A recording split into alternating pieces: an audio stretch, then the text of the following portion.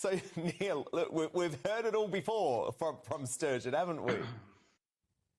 Oh goodness, yes. I've said many times before. It's because she's on that hamster wheel of being a party with a single issue.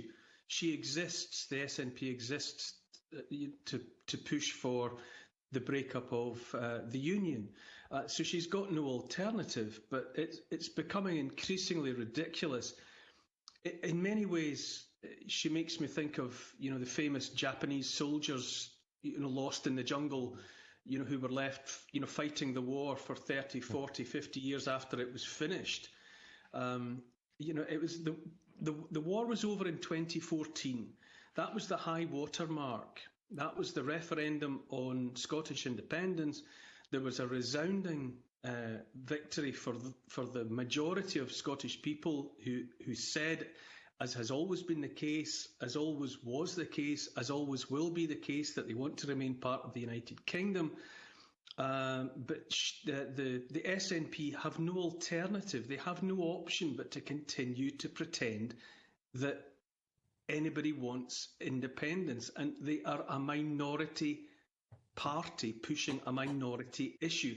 And for most of us in Scotland, I can only begin to imagine how frustrating it must be for the rest of Britain to continue to listen to Nicola Sturgeon and her party pretending that the majority of Scots want to break up the union, because they don't.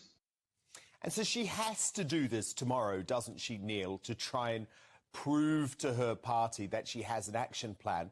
But in reality, there's no plan for Indy Ref 2, is there? It's not going to happen. It's not going to happen. There's no legal, constitutionally legitimate way in which she can continue to prosecute this war that she wants to wage.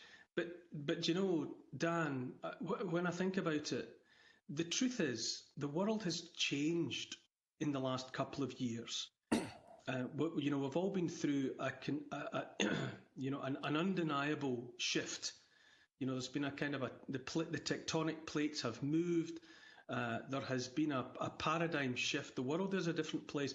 And I think by next year, the world will be a very, very different place. People who are already struggling with the cost of lockdown, that will only intensify.